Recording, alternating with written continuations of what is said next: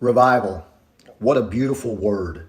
What a wonderful experience to live again, to experience wholeness, flourishing, community, inclusive, without anyone being left out, but everyone participating in a safe place, without judgment, exclusion, or shame. Because where the Spirit of the Lord is, there is liberty.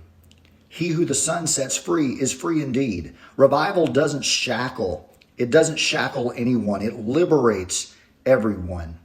If you are celebrating this revival, please continue to do so. But remember, your celebration isn't without commitment. It is impossible to celebrate revival on the one hand and then exclude those who might show up at your church on Sunday with the other hand. If those students worshiping in Kentucky came to your church on Sunday, would they be welcomed? All of them? If welcomed, would they be included? If included, would they sing on your platform?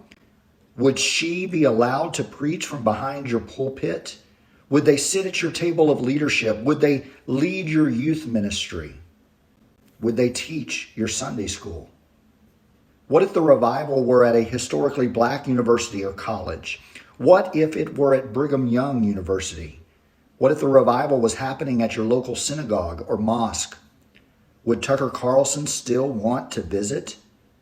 Or is the God they worship too different from your own, even if the moral and the devotional results were the same? Is this only about celebrating your team and appropriating what is happening for your own purposes? In 1906, revival broke out at 312 Azusa Street in Los Angeles, California. The humble black leader, William J. Seymour, invited a white mentor to visit. When he finally came, he dismissed it as crude because there were aspects of the revival he didn't like, participants he didn't think worthy. Other white men came, appropriated what they wanted, and excluded the rest. William J. Seymour was marginalized to the fringes of the movement. His name was rarely spoken. He wasn't even recognized at meetings he attended celebrating the very revival that he led. Eventually, the inclusive revival he led was fractured, segregated, and institutionalized.